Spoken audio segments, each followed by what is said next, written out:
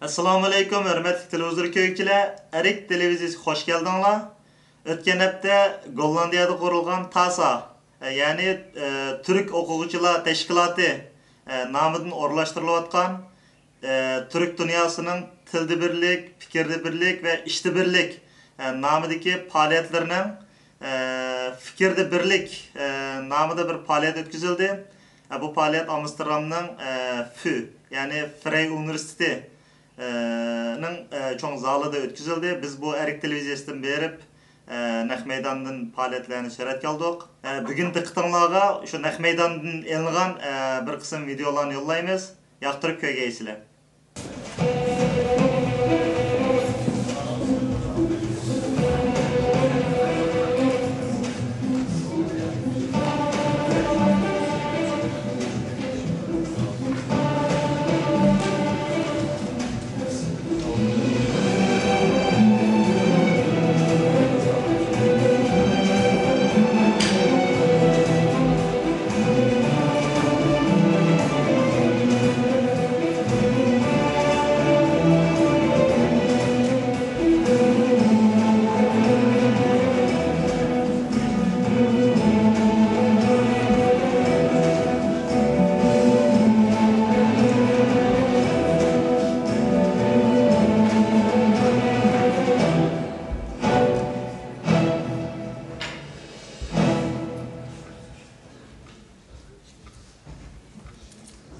Değerli konuklarımız, öncelikle davetimize icabet ettiğiniz için Türk Öğrenciler Akademik Birliği Hollandacı adıyla kısaltılmış TASA adına şükranlarımızı sunar. Hepinize hoş geldiniz diyorum.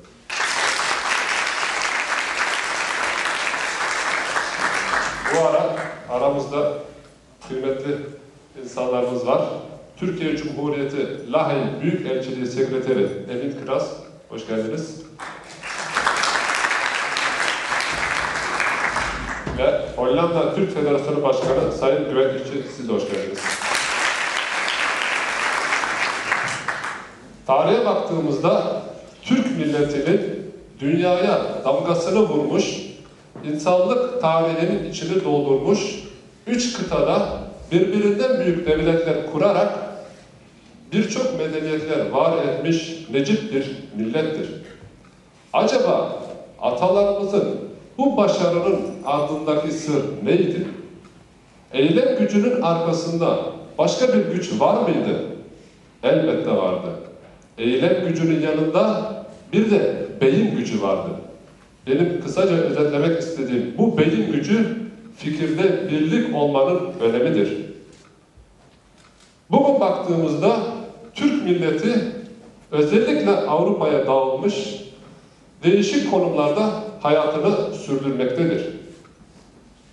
40-50 yıl önce babalarımız, dedelerimiz ana vatanını bırakarak tek bir gaye olan işçilik için Avrupa'ya gelerek bir yuva kurmuşlar, çocukları dünyaya gelmiş. Ancak zaman geçtikçe toplumlar değişmekte ve Türk toplumu da değişmiştir. Zaman geçtikçe düşünce farklılığı ortaya çıkarak özellikle din, mezhep, siyasal görüş farklılığı ortaya çıkarak Türk toplumu birbirinden uzaklaştırmıştır.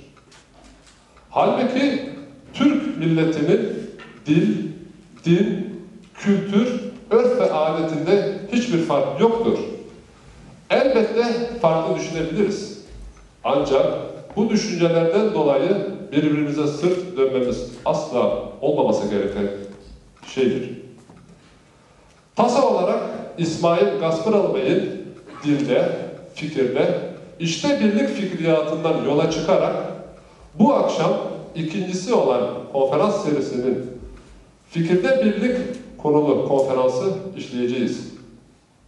Türkiye'den çok değerli bir misafirimiz Gaziantep Üniversitesi'nden yardımcı doçent Doktor Ruhi Ersoy Beyefendi söz vereceğim.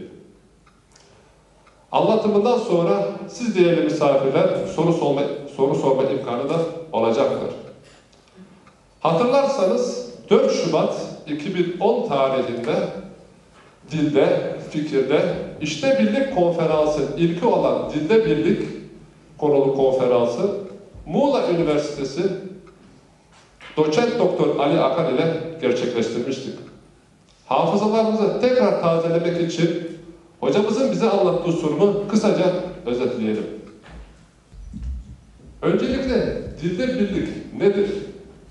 Dilde birlik bir insan topluluğunun standart bir dil etrafında ve dil aracılığıyla sosyal, kültürel, siyasi ve hukuki organizasyon oluşturma işidir. Haritaya baktığımızda Türk toplumu bir bölümü Avrupa'da, büyük bir bölümü ise Asya'da, Yakutistan, Doğu Türkistan bölgesinde yaşamaktadır. Bu devletlerin hepsinde tek bir dil vardı. Tek bir Türkçe konuşuluyordu. 10. yüzyıldan sonra Türkler doğuya, batıya ve güneye gitmişlerdir. Batıya giden Türklere Oğuz Türkler, kuzeye giden Türklere Kıpçak Türkler, doğuya giden Türklere ise Uygur Türkler denilmiştir. Ancak 16. yüzyıldan sonra Türklük doğuda ve batıda duraklamaya ve daha sonra gerilemeye başlamıştır. Rusların da sıcak denizlere inme ideali zamanla Türk yurtlarını işgal etme pratiğine dönüşmüştür. Çarlık Rusyası'nda yaşayan halkları Ruslaştırmak gibi bir misyon üstlenmiş, ilk adım olarak da yeni alfabeler icat edilmişti. Böylece Rus ve Hristiyan olmayan halkların dil ve din birliği içten parçalanacak, Türkler yazı ve dil birliği bozulunca kendi aralarında ortak dil olarak Rusçayı kullanacaklardı. Ancak 19. yüzyılın ortasında Gaspıralı İsmail denilen bir şahıs aydın olarak kendi gözleriyle şahit olmuş ve buna dur demek istemiştir. Ve bir harekatı başlatmıştır. Cedidcilik, yani Türk dili, Türk kültürünü korumak ve geliştirmek amacıyla ilk adımına 1883 yılında Tercüman gazetesini kurarak bütün Türk toplumunu dil ve kültürünü koruma amacıyla bütün Türk toplumu neredeyse dağıtmıştır. Günümüzde ise dilde birlik, Sovyetler Birliği'nin parçalanmasından dolayı 91 yılında Türk devletleri İstanbul'da bir araya gelerek 34 harfli ortak Türk alfabesi kabul edilmiş, 91 senesinde Azerbaycan, 93 senesinde ise Türkmenistan ve Özbekistan Latin alfabesine geçmiştir. Son olarak da Türkiye Türkçesi ile anlaşma oranlarında gördüğümüz gibi Azerbaycan %88 iken Türkmenistan ve Özbekistan %60'lardadır. Maalesef Kırgızistan ve Kazakistan Türk toplumu olduğu halde anlaşma oranı çok düşük. Kısaca Dilde Birlik Konferansı'nı böylece özetlemiş olduk. Bu akşam fikirde birliğin önemi hakkında konuşmasını yapmak üzere Gaziantep Üniversitesi Türk Dili ve Edebiyat Bölümü, Türk Halk Bilimi Ana Bilim Dalı öğretim üyesi değerli hocamız yardımcı doçent doktor Ruhi Ersoy Beyefendi'yi kürsüye davet ediyorum.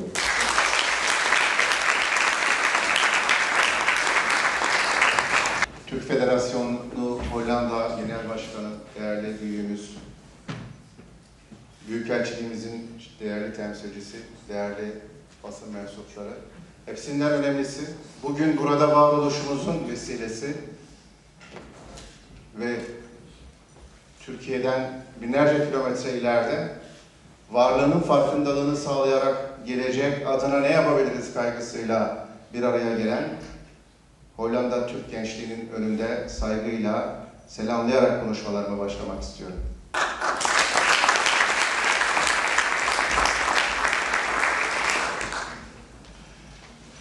Bugün bir arada olmamızın vesilesi TASA, kısa adıyla burada 2 ve 3. kuşak Türk gençlerinin bir araya gelen, özellikle eğitimli üniversite gençliğinin Türkiye, Türk kültürü, Türk dünyası, Türk İslam medeniyeti konusunda kendilerini öteki olarak, farklı olarak gördükleri bir kültürün içerisinde muhafaza etme, müdafaa etme ve geleceğe daha sağlıklı aktarabilmek adına bir araya gelmenin iradesini görüyoruz. Bu irade, Türk kültürünün temel dinamiklerinde var olan bir iradedir. Bu içgüdü, bu kültür kodları, bu kalbi hissediş ve bir araya geliş arzusu sanmayın ki bireysel anlamda burada Türk federasyonlarının yöneticilerinin veyahut da TASA adlı programı yöneten gençlerle sınırlı bir duygudur. Bu Türklerin bir araya gelme, bir arada dayanışma ve bunun üzerinde geleceğe akma iradesinin adıdır. Bunun adı Türk mayasıdır. Bu Türk mayası dün Türkistan coğrafyasında hayat şartları, doğal hayat şartları, kıtlıklar, imkansızlıklar vesaire değişik sebeplerden dolayı az önceki bahsedilen yerlere başlayan göçlerle devam ederken de vardı. Gittikleri yerlerde kendisi olabilme, kendisi kalabilme ama gittiği yere karşı da saygılı olup onlardan da kendine olanı alabilme kabiliyetidir bunun adı. Bakın pek çok ulustan Hollanda'da göçmen vardır. Aynı şey dünyanın pek çok yerinde vardır. Ama Türkler kadar bir araya gelme kabiliyetini gösteren ve birlikte dayanışmayla orada kendilerinin kültürlerini muhafaza eden ve geleceğe aktaran ikinci bir millet yoktur. Ben konferansımın da girişinin arka planı olması adına biraz bundan bahsetmek istiyorum. Nedir bu Türk mayası ve Türk kültürünün kodları? Şimdi değerli arkadaşlar, Türkler erken dönem hafızalarında, bilinçaltlarında çok daha önceki yaşadıkları Türkistan coğrafyasında yarı yerleşik esnek devlet hayatı tarzını ortaya koyuyorlardı. Milletler bir yerleşik şehirli toplumlardı. Bir de bedevi göçer toplumlardı. Bunların üçüncüsü olarak bir türü dünya milletlerine ve evrensel hayata katan Türkler Bozkır kültürüne ait. Bozkır kültürü nedir arkadaşlar? Bozkır kültürü yarı yerleşik, esnek, hareketli kültürünü ve medeniyetini, inanç ve değerlerini vesaire yaşam alanına ait tüm unsurları gittiği yere götürebilme kabiliyetini göstermek demektir. Bozkır kültürünün 3 temel ögesi vardı. At, demir ve beylik karakteri. Bozkır kültürünün bu 3 temel ögesi hala bir vesileyle devam etmektedir. At ve atın kontrolünü sağlayan üzengi demir medeniyetiyle meydana gelmiş ve Türkler demiri işleyen ve demiri alet edevat olarak kullanabilen milletlerden, en başında gelenlerdendir. Atın ehlileştirilmesiyle demirin işlenmesi Türklere ait bir buluştur. Demirin ehlileştirilip ata üzengi ve gem olarak takılması, ata yön verme ve at üzerinde hareket edebilme kabiliyetini göstermesi, ulaşımı ve hareketli yaşam tarzıyla farklı kültürlerin içerisine girebilme kabiliyetini Türklerin göstermesine sebep olmuştur. Üçüncüsü olan beylik karakteri, hakimiyet, karizma, erk, yönetme arzusu. Bu dünyada hareket halinde olan milletlerden en başında olarak Türklerin gittikleri yerlerde doğal haliyle bu unsurlarla birlikte hakim güç olmalarını sağlamıştır. Bunu sağlarken gittikleri topluma kendilerini kapatmamışlardır. Kendi değer yargılarına uyanları o kültür çeşitliliğinin içerisinden almışlardır ve kendi üsluplarına dönüştürmüşlerdir.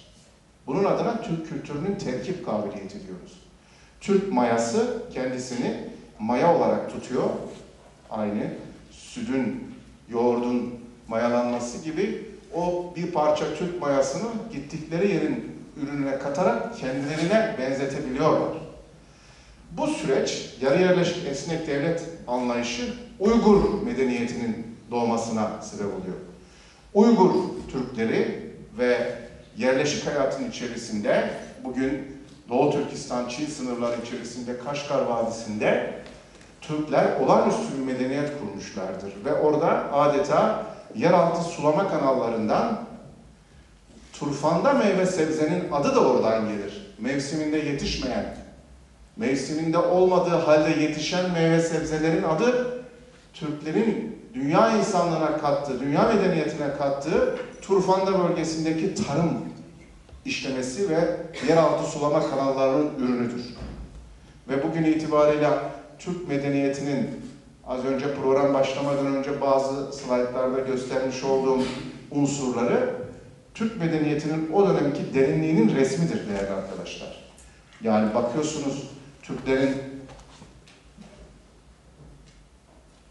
tarih öncesindeki hafızasına, bu hafızanın içerisinde hani Türk var mı yok mu tartışması ya da Türkler medeni midir, göçer midir, bedevi midir tartışması ya da eli kanlı, kılıçlı, medeniyet üretemeyen bir toplum mudur diyenlere verilecek cevaba bakarsanız altın elbiseli adamla karşılaşırsınız. Altın elbiseli adam Isık Kurgan kazısında 5. asırda milattan önce çıkmış bir medeniyetin bir yansımasıdır.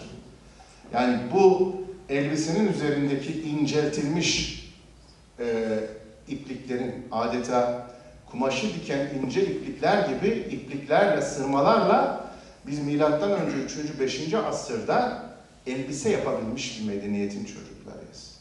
Bu medeniyeti Uygurların sulama ve yeraltı kaynaklarıyla büyük kazanlarla bugün Pazarık kazısında çıkan Bilge Kağan'ın hazinelerine baktığımızda bu medeniyetin daha da derinliklerini keşfetmekteyiz. Yani Orta Asya Türk arkeolojisi geliştikçe dünya tarihinin yeniden yazılması söz konusu olacaktır. Şimdi Pazarık kurganında çıkan bir halının inceliğini, estetiğini bugünkü medeniyet teknoloji itibarıyla insanlık yapmakta zorlanmakta. O dönemki yapılan unsurları. Bunların tamamı değerli arkadaşlar bizim varlığımızın farkındalığı açısından bir göstergedir. Şimdi Türk medeniyetinin en büyük nişanesi Orhun abideleri yine Uygurlar, Göktürkler tarafından 5. asırda, 6. asırda bizlere nasihat olarak yazılmış taşlardır. Onların üzerinde yazar, ey Türk, senin ilini töreni kim bozar diyor. Üste gök çökmedikçe, altta yağız yer delinmedikçe sen sonsuza kadar var olacaksın diyor. Bu taşların üzerindeki yazılardan birkaç tanesi bu. Şimdi bir hatırlatma yapmak istiyorum. Bu taşlar edebi ve estetik değer açısından 6. asırda bize Türkçenin gücüyle bunları anlatırken dünyada henüz Flemenkçe yoktu. İngilizce yoktu. Böyle bir dil, böyle bir ülke, böyle bir medeniyet yoktu. Tarihi hafızaya bakarsanız Göktürk yazıtlarındaki şuuraltı kodları Anadolu coğrafyasına gitmiş. Anadolu'da bugün Kürt denilen, başka millet denilen, aşiret oba denilen insanların emlerinde, yüzlerinde motif olarak kendisini göstermekte. Yani biz Türkistan'dan Anadolu'ya sembollerimizle birlikte gitmişiz. Göktürk yazıtlarının aynısını insanlar vücuduna işletebilmişler. Şimdi değerli arkadaşlar bunları çoğaltarak Türk medeniyetinin derinliklerini sizlerle çok daha uzun uzun konuşmayı arzu ederim. Ama bugün biz tarihi hafızayı hatırlatarak hale doğru gelen fikirde birlik meselesini görüşmek istiyoruz. Bakın, mezar taşlarımız medeniyetimizin ve o coğrafyanın bize aidiyetinin adeta tapu senetleridir. Burası Ahlat. Ahlat mezar taşları. Türklerin Anadolu coğrafyasına girdiklerindeki ilk yerleşim yerleri olan coğrafyanın adıdır. Bugün haberlerden ya da Türkiye'ye gittiğinizde bir takım sorunlarla karşılaşıyoruz. O bölgede yaşayan insanların biz başkayız, ötekiyiz gibi bir şeyleri talep etmediği halde bazı terörist faaliyetlerin onlar adına iş yaptıklarını görüyorsunuz. Ama o bölgenin tapu senetlerine bakarsanız az önceki altın elbiseli adamın elbisesindeki motifleri Ahlat mezar taşlarının üzerindeki işlemelerde görürsünüz arkadaşlar. Ahlat mezar taşları Türk kültürünün tapu senetleri hüviyetinde canlı bir müze olarak orada durmaktadır. Şimdi biz yine Van'daki Akdamar Kilisesi adına göstermiş olduğumuz hassasiyeti inşallah bu Ahlat mezar taşları için de bir gün göstermeye başlayacağız. Şimdi bunları Türk medeniyetinin ince işçilikleri ve gelmiş olduğu nokta itibarıyla tarihi hafızayı hatırlatmak adına sizlerle paylaşmak istedim. Şimdi değerli arkadaşlar, Türk kültürünün gelişim evrelerine baktığımızda şu soruyu sormamız gerekiyor öncelikle. Bu sürecin içerisinde nedir bu Türkler? Nereden gelir, nereye giderler, ne yerler, ne içerler ve dünyaya katkıları nelerdir sorularına cevap mahiyetinde bir hatırlatmayla devam etmek istiyorum. Milattan önce 2000 yılından daha eski çağlarda bizler Orta Asya'da Sayan Altay Dağları'nın kuzeybatı bölgesinde Yenisey Irmağı boylarında yaşardık. Ve buralar milattan önce 1500'lerde oturulan geniş Altay Vadisi'nin eteklerini oluşturmaktaydı tarihi kaynaklara göre.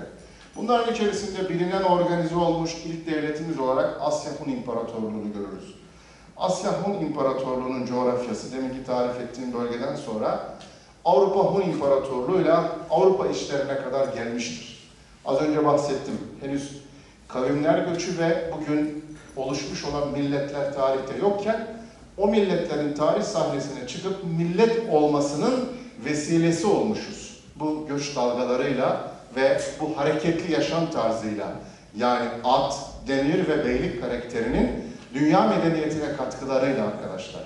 Hani demiştik ya, Türkler harekete geçerler, harekete geçirirler, alırlar, verirler.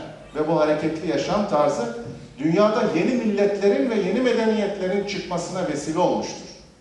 Bu açıdan da baktığınızda Türklerin insanlığa katkılarını sadece üretilen bilgi, teknoloji olarak değil, yeni dillerin ortaya çıkmasına, yeni devletlerin ve yeni milletlerin ortaya çıkmasına vesile olmuş bir millettir Türk milleti.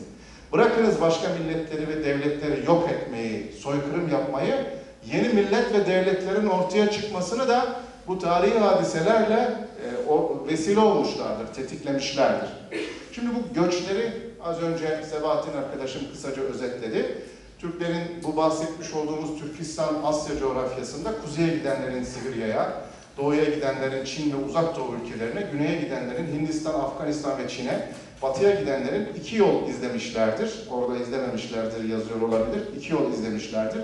Bir kısmı Hazar Denizi'nden kuzeye, Karadeniz'in kuzeyine ve Avrupa'ya, diğer kısmı da Hazar Denizi'nin güneyinden İran, Irak, Suriye, Mısır ve Anadolu'ya göç etmişlerdir. Bakın, Türklerin hani ilk başta dedik ya arkadaşlar, bir yerleşik şehirli toplumlar vardır, site devletleri.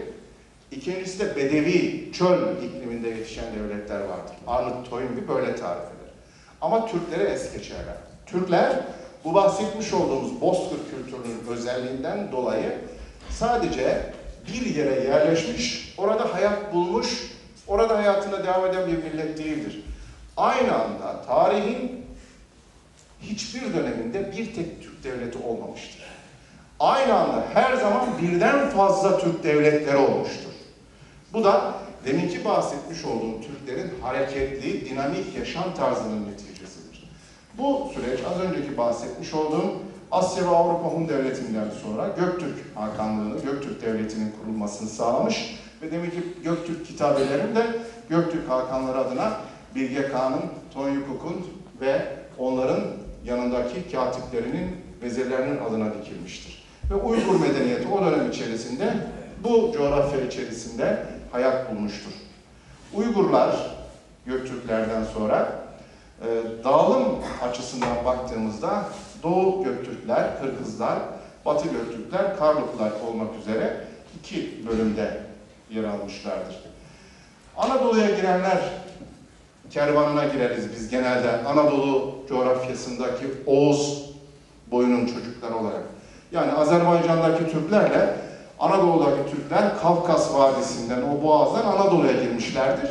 Biz Anadolu'daki Oğuz boylarının çocuklarıyız. Bugün Anadolu merkezli Avrupa'ya göç eden sizler de bu Oğuz kollarından gelirsiniz. Ama bakın bu tarihi coğrafyadaki dağılmışlık dilde fikirde işte birliğin bir an önce mümkün olamamasının da bir noktada gerekçesi. Birazdan o konuya geleceğim. Burada dikkat ederseniz mesele tek boyutlu, basitten karmaşaya doğru ilerleyen bir devlet sistemimiz yok bizim. Çin yerinde duruyor. 5000 yıldır Çin orada. İran 5000 yıldır Pers İmparatorluğundan bu tarafa yerinde. Ama Türkler Pers ve İran'ı düşünün, Hindistan'ı düşünün. Bu yerleşik medeniyetler yerinde binlerce yıl varken aynı dönemde tarih sahnesine çıkmış olabilirler ama hiç yerinde durmadan bir kısmı o bölgedeyken diğerleri başka yerlerde de farklılıklar gösterebilmiştir. İşte bu hem Türk kültürünün hareketliliğini, dinamizmini, hem diğer kültürlerle olan münasebetini, hem de dünya insanlığına yeni unsurlar olarak Türk kültürünün tekliflerini ortaya getirmiştir. Anadolu Selçuklu Devleti yine Büyük Selçuk'tan sonra Anadolu'da kurulmuş olan diğer bir devletimizdir. Ve bu bilirsiniz beylikler dönemi olarak Anadolu Selçukluları dağıldıktan sonra Osmanlı ve Kayboyu İmparatorluğu oluşturmadan önceki beylikler döneminin coğrafyası Anadolu etrafında şekillenmiştir.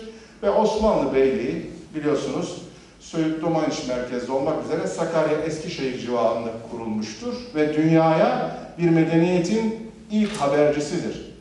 Rahmetli Erol Güngör hocamız şöyle bir tespitte bulunur.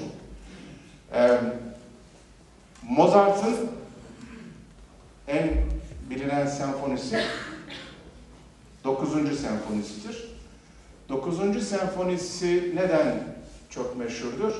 8, 7, 6, 5 bunları biriktirmiş, olgunlaştırmıştır ve 9. senfoniyle artık dünya ya Mozart olarak markalaşmıştır. Osmanlı İmparatorluğu da diyor, Türklerin 9. senfonisidir. Adeta daha önceki birikimleriyle insanlığa yeni beste olarak imparatorluğu armağan etmiştir der Erol Güngör. Ve 22 milyon kilometre kareye yayılan bir coğrafyayla karşı karşıyayız.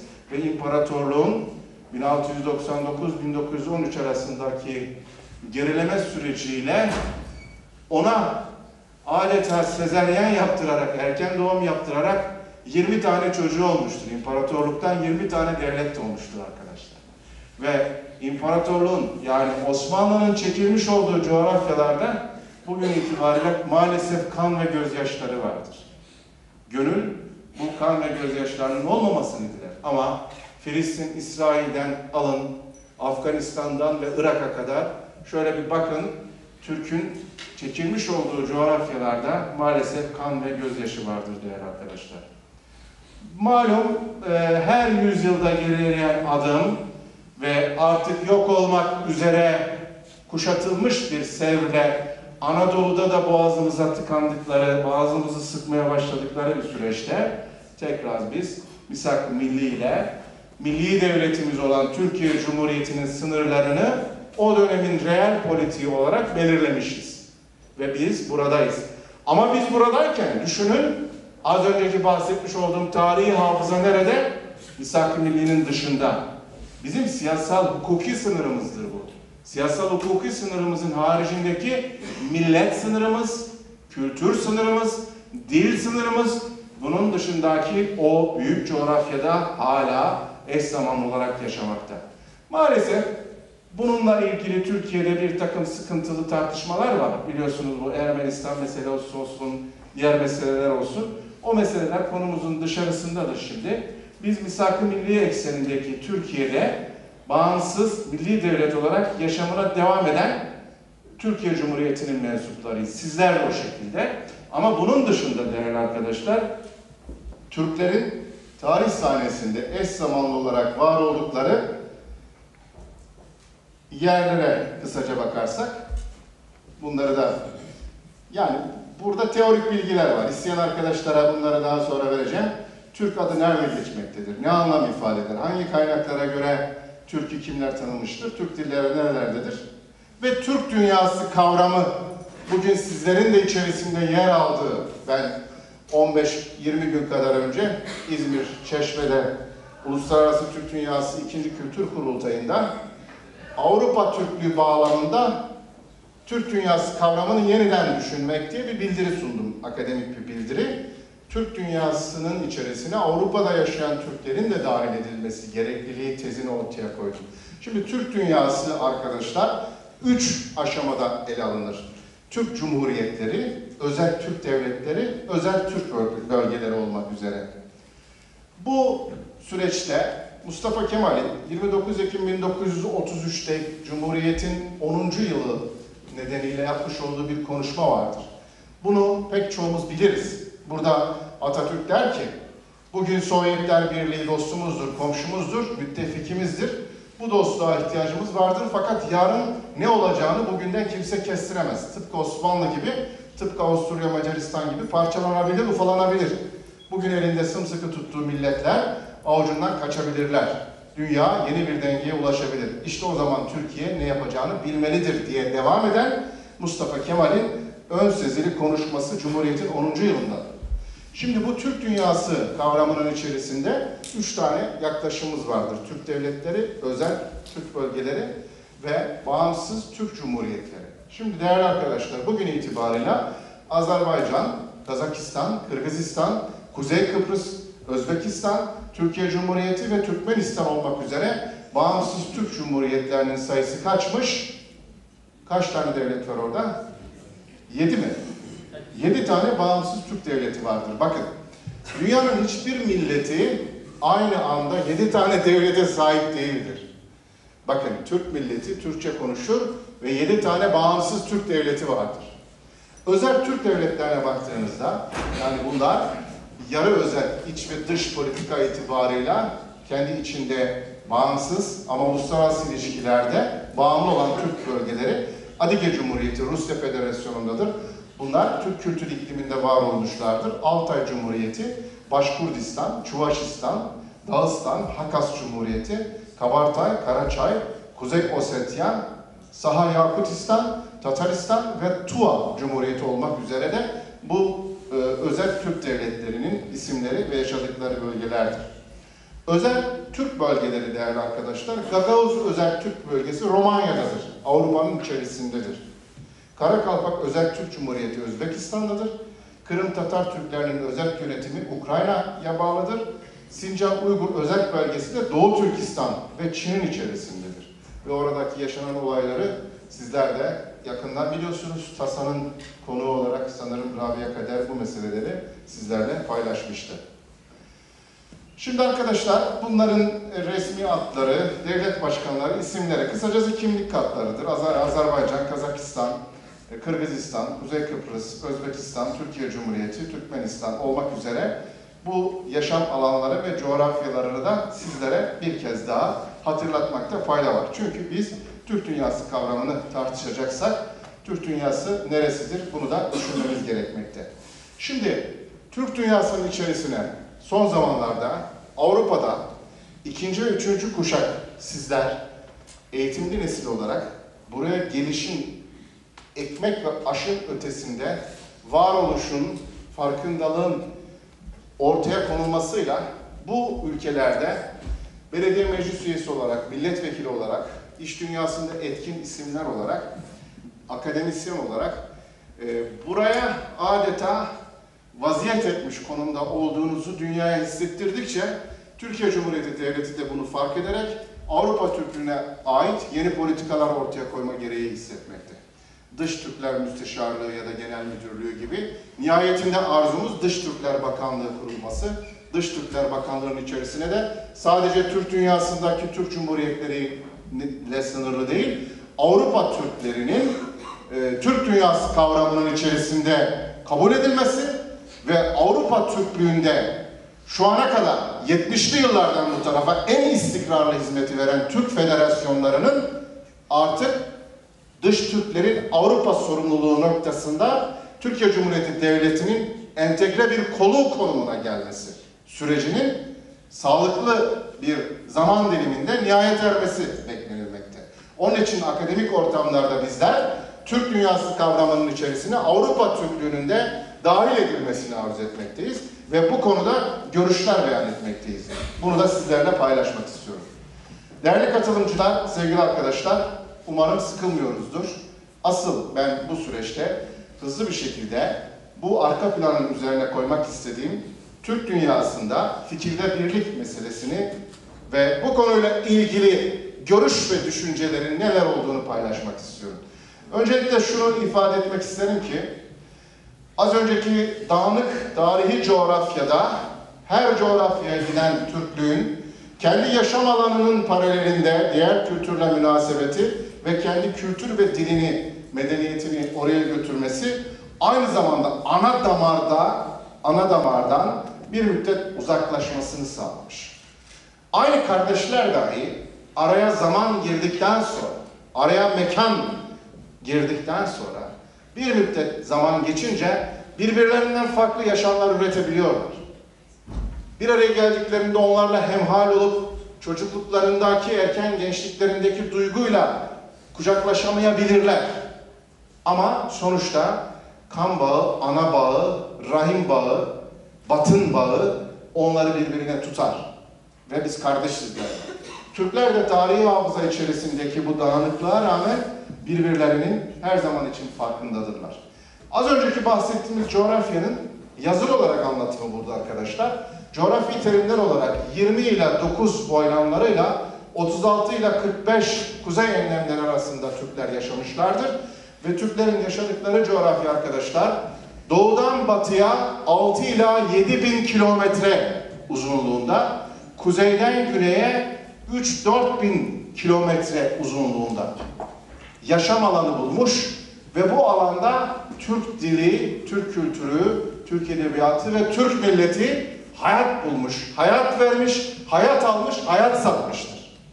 Bu yaşam alanı dünyanın hiçbir yerinde, bugün sözüm olan kıta Avrupa'sından Amerika'ya kadar yaşam alanını toparlayın, bir tek millet açısından ele aldığınızda, tek bir dil olarak ele aldığınızda, dünyada bu kadar geniş bir yaşam alanı olan ikinci bir millet yoktur. Bu iddia değil, tarihi, belge ve bilimsel gerçektir arkadaşlar. Şimdi 1991 yılında bu bahsetmiş olduğumuz tarihi coğrafyalar Atatürk'ün Cumhuriyet'in 10. yılındaki tespiti gereği ortaya çıkmış ve Sovyet Sosyalist Cumhuriyetler Birliği dağılmıştır. Dağıldıktan sonra bu süreçte bizler o bölgelerde neler yapabiliriz ya da Türk dünyası bağımsızlığını ilan ediyor, Büyük Türk Birliği gerçekleşecekmiş gibi bir takım arzuların içerisine girdik. Ama bir takım sorunlarla da karşılaştık. Bu sorunlar kendi içerisinde bu bahsetmiş olduğumuz ayrılıkların vermiş olduğu sıkıntılı hallerden dolayı kendisini göstermiştir. Bağımsızlık ilan edildiğinde ilk önceleri Özbekistan ve Kazakistan ve Kırgızistan arasında ciddi bir birliktelik söz konusuydu. Bu bizleri çok heyecanlandırdı. Türkiye'nin ağabeylik formuyla bunların birlikteliği yeni bir enerji üretebilir mi gibi arzular, heyecanlar coşkudaydı. Özbekistan ve Kazakistan arasındaki sorunlar had safhaya ulaşınca bu süreç akamete uğradı. Buradan hareketle ilk yapılacak işin Türk coğrafyasında yaşayan Türk boylarının tek millet, farklı devlet olduklarını hissettirme yoluna gitmenin gerekliliği ortaya çıktı. romantik anlamda, coşkuyla, duyguyla bütün Türkler bir olsun gibi arzularla bunlar konuşulmuş olsa da tarihi hafıza ve tecrübe bunun mümkün olmadığını gösterdi. Bu birliktelik aynı çatı altında olmasa bile her bir devlet kendi içerisinde bağımsız ama her biri Türk milleti mensubu olduğunu bilerek devam etsin noktasında görüş beyan edildi. Bu arada arkadaşlar resimler var. Resimlerle oradaki konuşma metni arasında direkt ilişki yok. Sadece Türk dünyası fikirde birlik meselesi ve Türklüğe hizmet etmiş önemli şahsiyetlerin de bu vesileyle isimlerinin ve resimlerinin sizler tarafından da hatırlanması için o resimleri oraya koydum. Şimdi tekrar bu süreçte Doğu Türkistan lideri İsa Yusuf Altekin'i görüyorsunuz. Türklükte birlik meselesine baktığımızda Rusya bölgeden çekilirken şunu çok rahatlıkla gördü.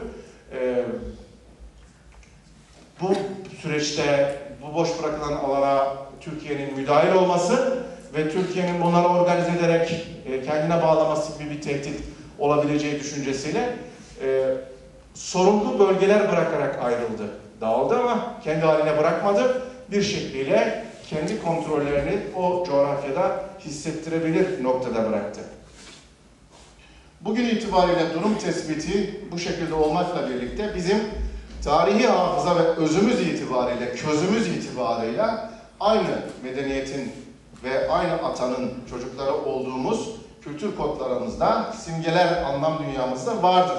Başta tarihimiz olmak üzere dilimiz bu sürecin içerisinde ortaya konulmuş ortak hafızalarımız. Deminki görsellerde sunmuş olduğum belgeler dahi bunun örnekleridir. Bizim aynı kültürün, aynı medeniyetin, aynı kanın çocukları olduğumuzun bir göstergesidir. Dede Korkut kitabı, Divan-ı Lügat-ı Türk başta olmak üzere bizim varoluşumuzun ortak eserleridir. Dede Korkut bugün sadece Anadolu'yla değil, Divan-ı Lügat-ı Türk sadece Anadolu'yla değil, Kutat Kubilik, Ahmedi Yesevi sadece Anadolu ile ilgili değil, Türk dünyasının ortak unsurları olarak kendi varlıklarını göstermektedir.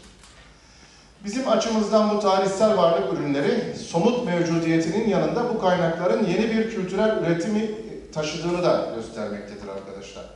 Bizim iddia ettiğimiz yaklaşım tarihi hafıza olarak ortaya konulan bu eserlerden hareketle bizlerin modern dünyadaki sanatçıları, edebiyatçıları, sinemacıları ortak kültür değerlerinden hareketle Türk dünyasının birlikteliğini vurgulayan çağdaş eserleri bu kaynaklardan kullanarak ortaya koyarlarsa çok daha etkili sonuçlar vereceğini düşünmekteyiz.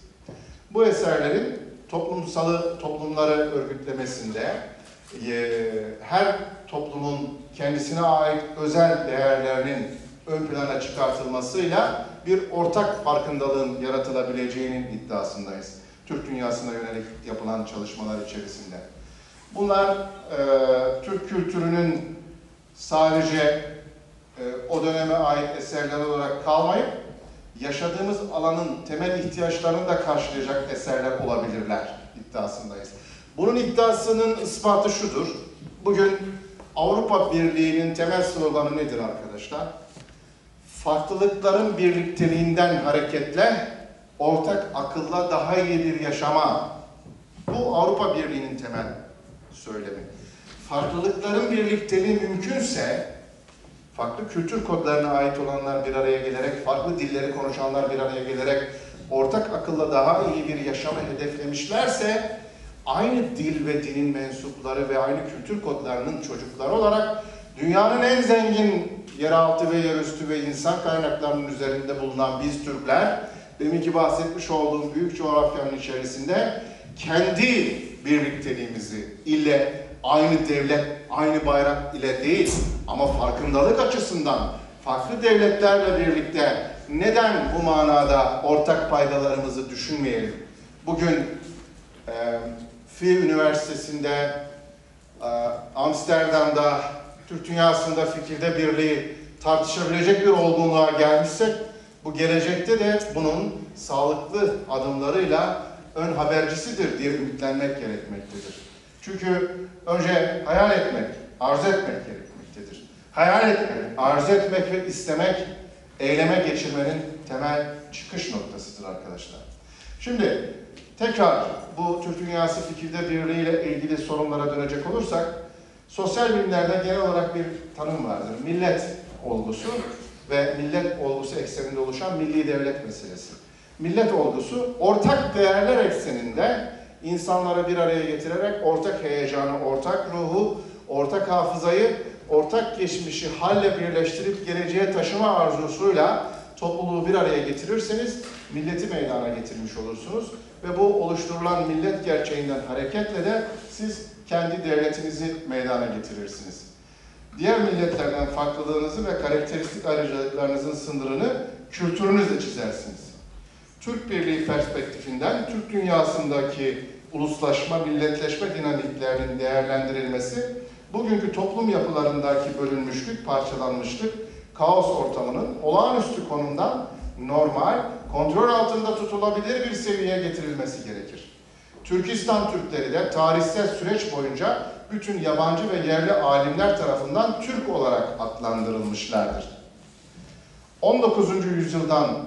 yüzyılın son dönemlerinden itibaren giderek artan bir oranda Türkistan ve Türk yerine, bakın dikkat edin fitne fesat buradan sonra başlıyor, Orta Asya ve Kazak, Özbek, Türkmen, Kırgız gibi adlar anılmaya başlanmıştır. Türk toplulukları ve kültürü üzerine yapılan bütün araştırmalarda bugüne kadar büyük ölçüde Türkoloji olarak adlandırılmıştır. Yani araştırma nesnesi olan grup Türk olarak algılandığı için yaptıkları tarih, siyaset, kültür araştırmaları da Türk ismi etrafında teşekkür etmiştir. Şimdi sevgili arkadaşlar, ben bir tarihi hatırlatmayı yapmak istiyorum. 1453, bakın Türklerin Anadolu süreci, 1071'de Alparslan'ın Roman Diyojen'i dize getirmesi ve Alperenlik süreci ve Anadolu coğrafyasının tapu senetleriyle az önceki bahsetmiş olduğumuz Ahlat mezar taşları o dönemdeki şehitlerimizin belki de mezarlarının olduğu yerlerdi. 1453'te artık bu coğrafyanın, yani Anadolu coğrafyasının dönmemek üzere Türk İslam medeniyetine ait olduğunu, Hz. Peygamber'in övgüsüne nail olan bir milletin artık tapusuyla birlikte İstanbul'u aldığının, İstanbul'u alarak orayı Türk yaptığının, Müslüman yaptığının nişanesiydi. Haçlı seferleri, bakın bu 1071 ile 1453 arasındaki Haçlı seferlerini hepimiz biliriz. Kılıçla, kalkanla Türkleri bu coğrafyadan atamayacaklarını gördü. Bu coğrafyadan Türkleri atamayacaklarını görenler yol aradılar kendilerine.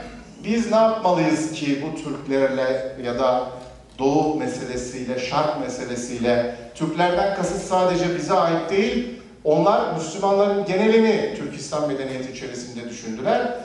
Oraya ait politik stratejiler geliştirme ihtiyacı duydular. Bunun adına şarkiyat dediler arkadaşlar. Batılı terminolojide oryantalizm dediler. Oryantalizm nedir arkadaşlar? Oryantalizm, Batı'nın Doğu'yu anlama sanatıdır. Yani Türkleri, Türk İslam medeniyetini anlama biliminin adıdır oryantalizm. Bizdeki karşılığı şarkiyattır. Oryantalist enstitüleri, şarkiyat enstitüleri kurarak Türk İslam medeniyetinin inceliklerini öğrenerek politik strateji olarak Türk İslam medeniyetine karşı ve Türklere karşı ne tür fitne fesat sokabiliriz de bunları kendi içerisinde birbirine düşürebiliriz taktiğini uyguladılar. 1453'ten sonra 1699'a kadar Mozart'ın 9. senfonisi gibi medeniyetimizin en yüksek yerinde bu adamlar bizi yumuşaktan, inceden hedefleri belirleyerek vurmaya başladılar. İmparatorluk coğrafyasındaki etnik milliyetçi akımların tetiklenmesi ve imparatorluğun dağılma süreci 19. yüzyıla geldiğinde artık yok olmak üzere bu coğrafyadan atma hamleleri, o atma hamlelerinin Çanakkale ve Kuvayi Milliye ve Mustafa Kemal'le birlikte tekrar püskürtülme meselesi. Bakın o dönemde 19. yüzyılda sadece Türkiye ile ilgili bunları yapmadılar. Türk dünyası özelinde de bir takım politik stratejiler geliştirdiler. Yani o bölgedeki Türklere Türkistan coğrafyası derken biz o dönemden sonra Orta Asya denilmeye başladı. Ya da Türk denilmedi, alt kimlik olarak Kazak, Kırgız, Özbek denilmeye başlanmıştır. Bu hatırlatmayı yapmak istedim.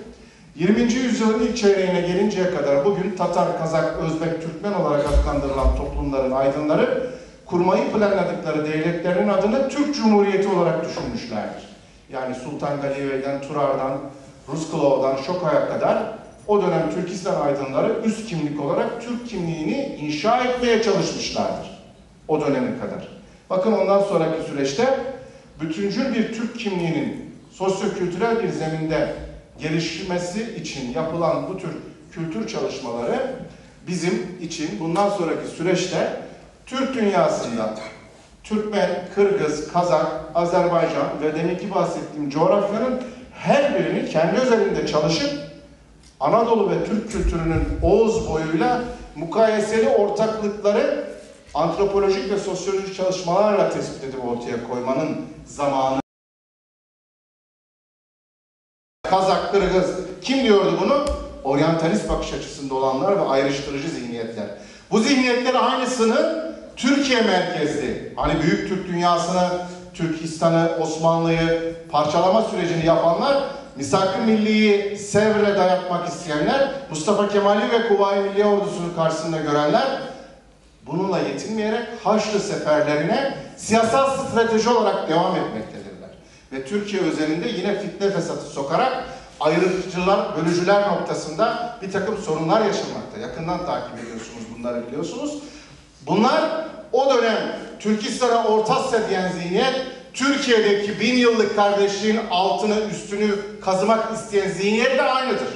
Onlar bu süreci hiçbir zaman kesintiye uğratmadan devam etmişlerdir. Bizler bunların farkına vararak buna karşı duruş göstermemiz gerekiyor.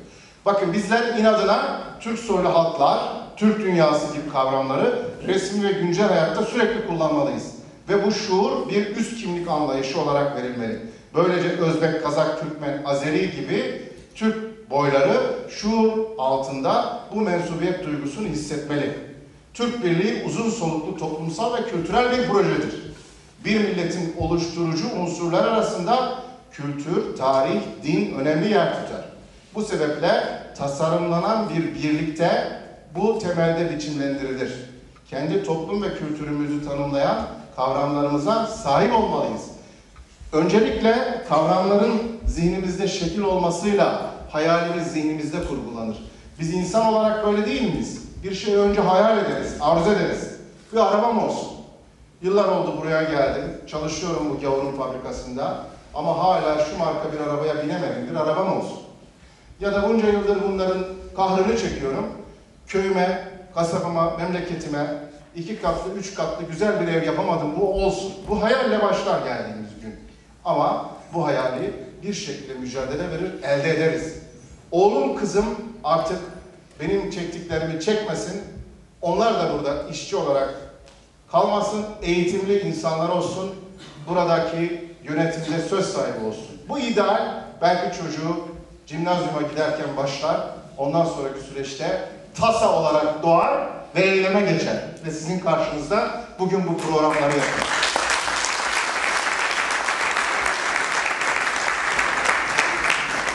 Sevgili arkadaşlar, Türk Birliği'nin felsefi ve tarihi temellerinin kurulmadan ve bunun sağlam bir altyapısı oluşturulmadan siyasi birliğinin mümkün olmadığı bilinmelidir.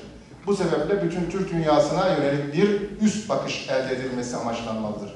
Türk dünyası için kapsayıcı olması gereken bir tarih ve kültür felsefesi birincil önem arz etmektedir. Az önceki bahsetmiş olduğum hayal edebilme meselesidir bu felsefi altyapı. Türkistan Cumhuriyetlerinde etkin merkezi kimlik yerel kimliklerdir şu an. Yani Kazak, Özbek, Kırgız gibi kimlikler. Bu süreç onlar açısından normaldir ve desteklenmelidir. Çünkü bu kimlikler merkezi bir konumda bulunmakla birlikte her ne kadar kimi zaman önemli bir çatışma unsuruna dönüşebilse de kendi alt bağlılık aidiyetlerini ortaya koymaktadır. Gelecekte hedeflenen Türk Birliği gibi projelerin sağlam sosyolojik ve politik altyapısının oluşması için bu topluluklar önce Kazak, Kırgız, Özbek uluslaşmasını gerçekleştirmeli. Sonra kendi doğal süreçleriyle Türk milletleşmesine giden yolda toplumun yapısal sorunları en alt seviyeye indirilerek istikrar kazandırılmasının yolu açılmalıdır. Biz bunlara direktmen ne Kazak kardeşim ne Kırgız'ı sen Türksün diyerek başladığımızda tepki görüyoruz. Çünkü o akamete uğramış. O uğramışlığın neticesinde bu farkındalıkları yeniden onların üzerinde kurgulamamız gerekmektedir. Bağımsız Türkistan devletleri modern dünya siyasal sisteminin bir gereği olarak ulusal devletler formunda yapılandırılmışlardır. Hukuki ve siyasal bir durum olarak bu devletlerin her biri uluslararası hukuka göre devlettir. Bu devletin meşruiyet kaynağı olarak da dayandığı egemenlik zemininde ulus olarak tanımlanmaktadır. Yani bu çerçevede bir Kazak ulusundan, bir Özbek ulusundan, bir Türkmen ulusundan müstakil olarak hukuken söz edilebilir. Fakat bu tasnif sosyolojik, tarihsel, antropolojik bir sınıflandırmaya teşmil edilemez. Neden? Çünkü hukuki alan ile kültürel alan her zaman birbirleriyle örtüşmeyebilir. Hukuki, soyut, genel bir kimlik tanımlaması toplumsal, kültürel ve bu manada kimliğin itibarıdır. Burada şunu demek istiyorum arkadaşlar. Orası kendi içerisinde Kırgız ulusunun Kırgız devleti olabilir. Ama deminki bahsetmiş olduğumuz tarihi hafıza, Türk kültürünün gereği, orası Türk milletidir ve Türk kültürünün bir hinterlandıdır. Ama hukuken Kırgız devletidir. Ve Kırgız ulusu üzerine inşa edilmiştir. Bu sürecin tekamülünü zaman gösterecektir. Türkler bu süreçte 4 tane alfabe değiştirmiştir. Rusya'da günümüzdeki Türk coğrafyasında Kazak ve Kırgız Türkçesinin birbirlerine yakın olduğu bilinen bir gerçektir. Ancak her bir Türk boyuna farklı millet kimliği sunan Rusya'nın bu politika neticesinde Türk topluluklarını birbirlerinden ayırdığı da yadsınamaz bir olgudur. Mesela Kazak Türkçesinin nasılsın anlamına gelen kalaysın sözü Kırgız Türkçesinde kandaysın şeklinde dönüşür. Fakat insanlar bu küçük ses değişmelerine farklı bir dil gözüyle bakmaktadır. Bu mantıkla hareket ederseniz İzmirli'nin ne yapacaksın yanisiyle Kayseri'nin ne örüyorunu birbirinden farklıdır diye siz İzmirli ile Kayserili'yi farklı dilin mensupları, farklı milletler gibi görmeye kalkarsınız. Türk dünyasında kültürel çeşitlilik bir tür alt kültür olarak tanımlanabilir. Aynı dil grubuna, tarihe, kültürel norm ve değerlerine bağlı bir müştereklik zeminini yapay siyasi müdahalelerle ayrıştırılmıştır. Bu yapaylığın vermiş olduğu zafiyet bugün bizim için bir fırsat niteliği taşır. Çünkü öz hala canlılığını korumaktadır. Bakın az önce şunu bahsettim. Az önce şundan bahsettim. Arkadaşlar Avrupa Birliği'ndeki kültürel çeşitlilikten bahsettim. Dolayısıyla uyarımı da almış oldum. Toparlamak istiyorum. Bizim bu bahsetmiş olduğum özellikten dolayı fırsata dönüştürmek için kitle iletişim araçları, kitle kültürüne yönelik sanal bir algı, değerler tüketime dayalı günlük hayat ve bunların neticesinde ortaya çıkan popüler kültürün elektronik ortam ve medya bombardımanıyla hafızamıza geldiği bir dönemde medya ve iletişim ağlarıyla biz Türk dünyasını ekranlar üzerinden kurgulayabiliriz. Bu bir teklif olarak düşünülmelidir.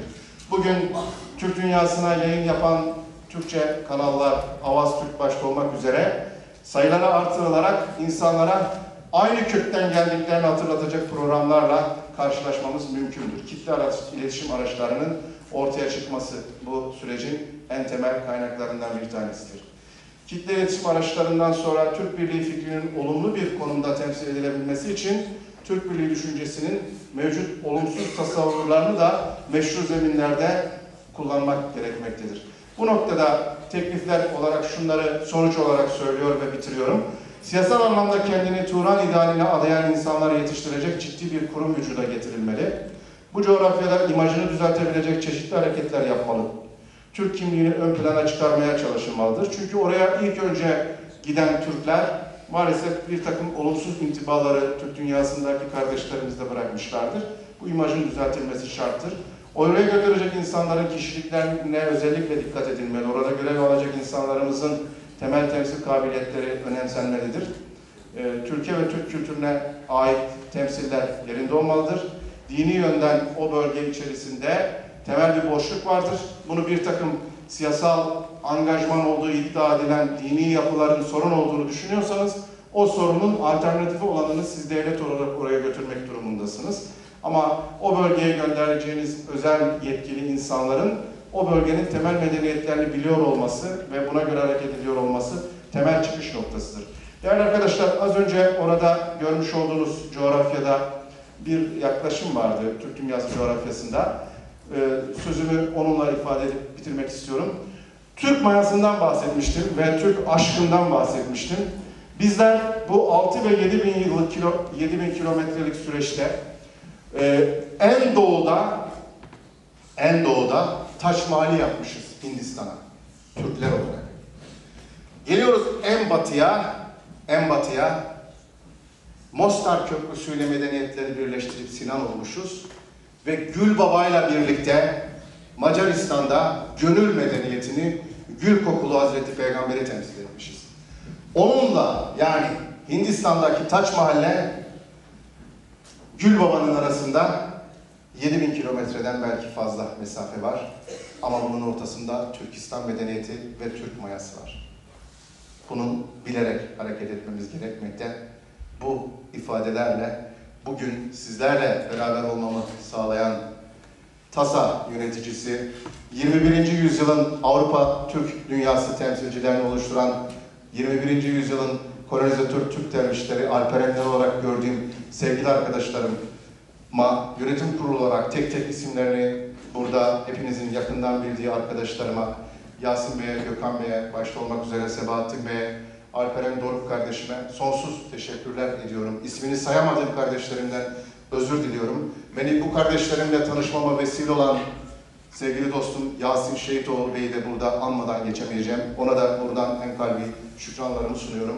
Ve bu süreçte 2023 lider ülke Türkiye'nin, Türkiye'deki mimarı olma misyonunu üstlenen, Türk milletinin farkındalığını sağlamak adına mücadele eden Gençlik Hareketi'nin şu dönemki temsilcisi Harun Öztürk Bey başta olmak üzere bunların Türk federasyonları özelinde Avrupa'daki teşkilatlanma yapılarının temel dinamiklerini oluşturan en büyüğümüze ve bugün bayrağımızı taşıyan ve Türk siyasi hayatında anlamlı duruşuyla Türkiye'nin umut kapısı olan en büyüğümüze de bu vesileyle buradan saygılarımızı sunuyor ve sizlerin bizlerle bir arada olan, bu anı paylaşan, bu saatte evde daha küçük çocuklarına yemek yapmak, eşlerine hazırlık yapmak durumu varken buraya gelen anneler ve yarın sınavı olduğu halde bugün bizleri dinleyen sevgili gençler başta olmak üzere bu geceyi bizlerle paylaşan siz Hazun'una sonsuz teşekkürler ediyor.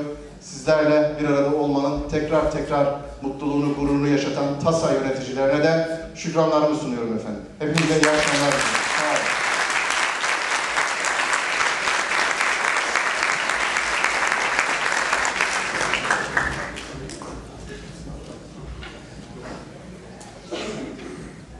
Hocam teşekkür ederim. Allah razı olsun. Yerinize geçebilirsiniz. Mutlaka konuklarımız size verdiğiniz bilgiden dolayı feyiz alacaktır. Arkadaşlar 10 dakika kısa bir teneffüs alacağız. Aklınızda sorular varsa teneffüsten sonra hocamıza sorabilirsiniz. Teşekkür ederim.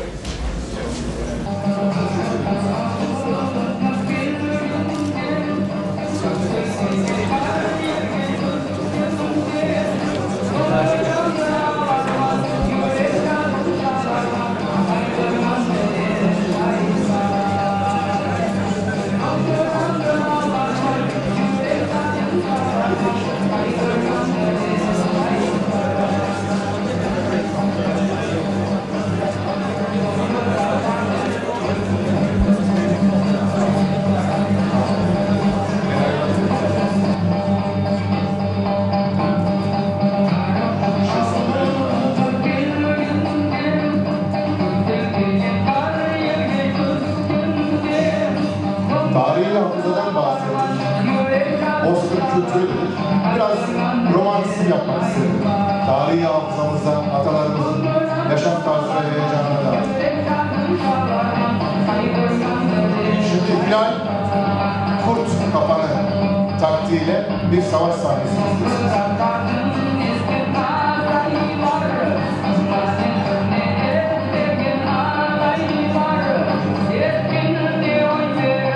Hilal, İslam'ın temsili olarak Türk medeniyetinde kendini gösterir. Fakat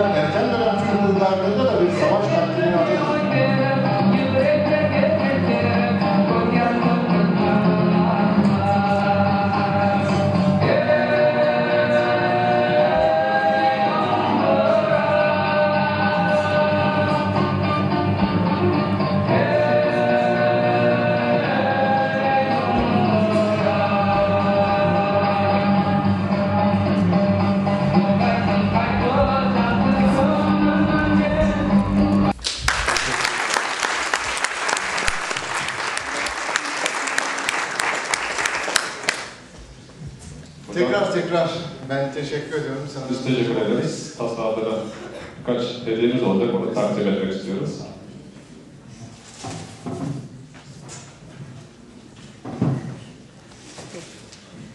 Öncelikle çiçeğimiz var. Çok teşekkür ederim.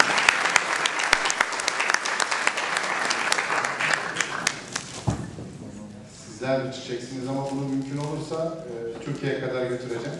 İnşallah. İnşallah. Çok olarak da kalem takdim etmek istiyoruz. Çok teşekkür ediyorum. Güle güle kullanın. Şimdi Atsız Bey'in bir şiiri var. Uzaklarda dertleşenler selam sizlere. Gönüllere birleşenler selam sizlere. Kardeş yahut arkadaş ama yüreği Türklük için atanlar selam sizlere diyor. Ben de selam sizlere diyor.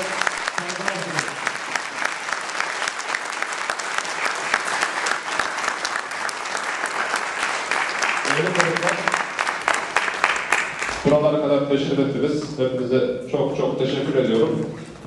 TASA'ya üye olarak da bize destek olabilirsiniz. İnşallah nice programlarda beraber olmak ümidiyle hepiniz Allah'a emanetsiniz. Hayırlı akşamlar.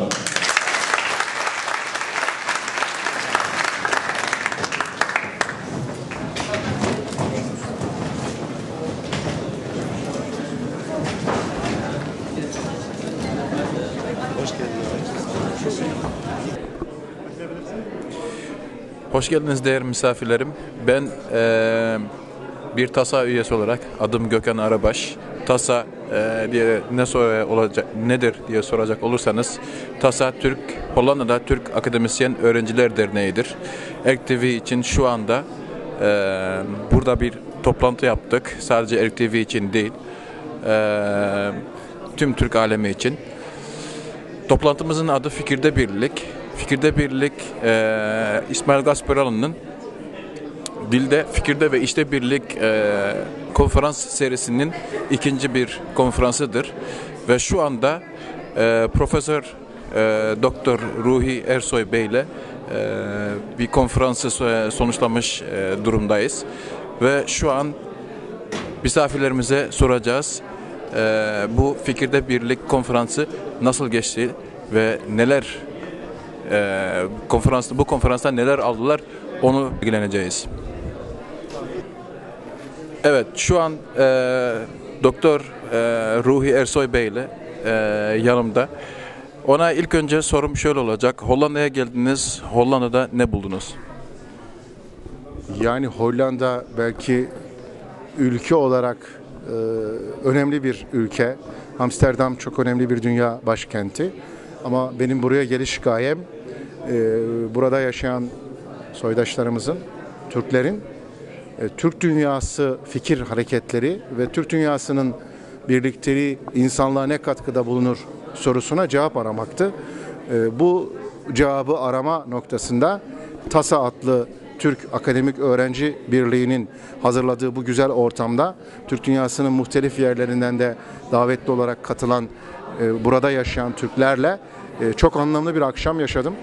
Gelecek adına daha çok ümitlendim. Türk dünyasının gönüllerde birlikteliğiyle başlayıp fikirde birlikteliğine devam edeceği kardeşliğinin sadece Türkleri rahatlatmayacağını, dünyadaki insanlığı da rahatlatacağını gördüm, hissettim. Çünkü Türk sevgisinin, Türk hoşgörüsünün modern hayatı yaşayan, modernite sonrasına her türlü doyuma ulaşmış insanların hayatlarını anlamlandırma noktasında Türk kültürünün, Türk medeniyetinin o insanlara da bir oksijen vereceğine inanıyorum. Bir kez daha onu burada müşahede etmiş oldum. Hocam ikinci sorum şöyle olacak. 10 sene önceye baksak sizin tarafınızdan böyle bir şey olabilir miydi? Veyahut olsa nasıl olurdu? Bir ilerleme olarak nasıl bunu sözlere atabilirsiniz? Şimdi bugünler yarınların toplamının sonucundadır. Yani 10 sene önce, 20 sene önce, çok daha öncelere gidelim. Gasfralı İsmail Bey'in maneviyatını analım. 1850'li yıllarda, 60'lı, 80'li, 90'lı yıllarda Tercüman-ı Ahval gazetesini çıkararak, ceditçilik hareketini başlatarak Türk dünyasında dilde, fikirde, işte birlik söylemiyle yola çıkmıştır. Biz bugün 2010 yılında ondan 100-150 yıl ileride bu fikri konuşurken o dönemden bugüne kadar söylenenlerin üzerine sözler söylüyoruz. Ve geçmişin tecrübesiyle geleceğe bakıyoruz. Elbette ki bu günler yarınlara göre gelecek adına, Türk millet adına çok daha anlamlı günlerdir. Ve bu birlikteliğin, bu anlamlı paylaşımların özellikle Türkiye Cumhuriyeti Devleti'nin güçlenmesiyle daha da gelişeceği ve güçleneceğine dair inancımız pekişmektedir. Hocam öncelikle size sadece TASA adına değil, Hollanda'daki tüm Türkler adına, buna inanıyorum, Türkleri adına teşekkür ettiğimi, buraya geldiğinize teşekkür ederim. Burada milleti bazı konular hakkında aydınlattığınıza teşekkür ederim. Çünkü her zaman böyle bir fırsat olmuyor bizim için bu konularda bilgi almak. Ben de asıl teşekkürü sizlere sunalım. Öncelikle TASA olmak üzere buna katkıda bulunan tüm arkadaşlarıma. Çünkü bizim de gelecek adına ümitlenmemiz adına gördüklerimizi, bildiklerimizi, okuduklarımızı binlerce kilometre ileriye gelip buradaki soydaşlarımızla paylaşmanın mutluluğunu, hazzını yaşadım. Bu da benim için paha biçilmez bir tecrübe olmuştur. Bir anlam olmuştur. Olmuşsa bir hizmet olmuştur. Yani bir katkı olmuşsa bu benim için hayatımın en önemli katkılarından birisidir, bir şereftir. Ben de size teşekkür ederim. Aynı şerefi biz de duyuyoruz hocam. Biz de teşekkür ederiz. Evet, adınızı alayım. Adım Türkistan.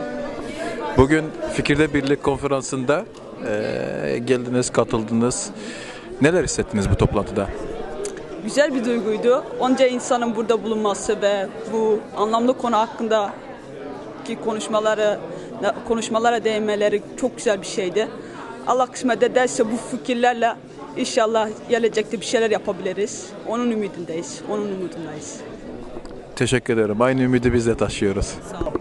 Evet Yusuf arkadaşım, şu an Fikirde Birlik konferansının sonundayız. Bu konferans hakkında söyleyeceklerin nedir? Allah hocamız konferans esnasında söyleyeceklerini söyledi. Bence fikirde birleştik. Bana öyle geliyor. Hocamız detaylı bir şekilde, güzel bir şekilde, net bir şekilde anlattı yani. Bence bundan sonra yapacağımız buradan başlayarak fikirlerimizle birleşmektir. Bence birleştik. Güzel bir program oldu. Hocamıza tekrar teşekkür etmek istiyorum. Evet, Fikirde Birlik konferansını yeni bitirmiş olduk. Bu Fikirde Birlik konferansının hakkında neler diyeceksiniz? Neler sizin için yarar oldu mu? Ben en başta size böyle bir aktiviteden dolayı teşekkür ediyorum. Böyle bir konferanstan dolayı. Bana fayda olması olaraktan izlediğimizden ve duyduklarımızdan dolayı kazandığımız bilgiler, bayağı bir not aldım. O kişileri ve de olayları araştıracağım. Genel olarak bilgilendirici bir konferanstı. Ve size bir daha büyük bir motive etti mi bu Türk Birliği'ni ele almak için? Ben kendim zaten Türk Birliği'nin kurulmasından yana düşünen bir kişiyim. Ve de böyle bir aktivite beni hem motive etti hem de benim gibi düşünen daha çok kişilerin olduğunu gördüm. Bu da ayrıyeten daha bir aşkla o davaya sarılmamda katkısı oldu, evet. Teşekkür ederim. Şimdi ben hakikaten buraya gelmekte, bu toplantıyı dinlemekte büyük onur duydum, mutluluk duydum. Tabii bilgiler ayrıca tazelendi, yenilendi. Fakat nedenine gelince bu organizeyi yapanlar çekirdek kadro benim öğrencilerim. Ben öğretmenim. Yani bir de artı onların yanında burada yetişen bilinçli, kendi değerlerine bağlı ve de idealist böyle gençleri görmek, artı bu toplumda değerlerini, nimetlerini en iyi şekilde değerlendirip en güzel şekilde eğitimi alıp ve üst seviyelere geldikleri zaman veyahut da gelmişler de nitekim yani büyük mutluluk duydum. Yani insan bunları görünce ümit var oluyor yani. Ve böyle toplantılar bunlar için hakikaten gerekli. Sonra bunları gördüğü zaman bir eğitimci olarak ben ümitlerimizin boşa gitmediğini, artı emeklerimizin boşa gitmediğini, gelecekte gayet ümit varım yani. Gayet güzel bir gelişme. Size de sağ olun, teşekkür ederim. Buyurun, sorunuz varsa. Teşekkür ederim. O mutluluğu biz de yaşıyoruz şu an. İnşallah sizi de, kendimiz de sadece Bugün için de ileri zamanlar için daha büyük şeyler yapmak üzere. Yine görüşmek üzere. Önemli olan ilerisi zaten gelecek önemli değil mi? Ne demiş? Hani Atatürk'ün de dediği gibi gençler Cumhuriyeti biz kurduk, onu yaşayacak sizlersiniz. Dolayısıyla bunu buraya adapte edersek bundan sonraki buradaki Türk kültürünü, devamını yaşatacak veyahut da ana vatanla bağlantıyı veyahut da daha genel anlamda Türk İslamiyet'e, Türk dünyası kültürüyle gelişecek, yaşatacak olan sizlersiniz yani. Dolayısıyla bizim nesiller yavaş yavaş görevini tamamlıyor. Değil mi? Bu Teşekkür ederim. Tabii bunu bu kesindir yani. Evet. Öyle görüyorum kendim. Evet efendim. İsminizi alalım. İsmim Ali Rıza Sarıyıldız. Asendiyalık'tan geliyorum. Kendim öğretmenim. Ana dil ve kültür dersleri öğretmenliği yaptım. Şu anda Amsterdam Ruh Sağlığı İl Merkezi'nde danışman olarak çalışmaktayım. Bu akşam hocamız bize gerçekten Türk lobisi ne kadar önemli aslında bu mesajı verdi. Bizler burada özellikle Akademisyenler Birliği grubu, siz öğrencilerimiz bu akşam bu önemli bir programı organize ettiğiniz için öncelikle sizlere teşekkür ediyorum. Hocamızın da ağzına, yüreğine sağlık diyorum. Aslında biraz hocamıza ben fırsat bulup soramadım. Bu abilik görevini Türkiye olarak Türk Cumhuriyetlerine nasıl yapmalı? Ona biraz değindi ama biraz daha açmasını beklerdim. Fırsat bulamadım. İnşallah bunu ilerideki toplantılarda, bu tür konferanslarda irdeleriz. Ümit ediyorum bu gençlik şartlar ne kadar zor olmasına rağmen Hollanda'da bu tür faaliyetleri gerçekleştirmekte ve devam edeceğini de ve ideal bir Türk lobisini, özlenilen Türk lobisini 40-45 yıl sonra da olsa başlatmış, dün başlatmış, bugün ve yarın da devam edecek diyorum. Ben sizlere teşekkür ediyorum. Sağ olun. Biz de teşekkür ederiz.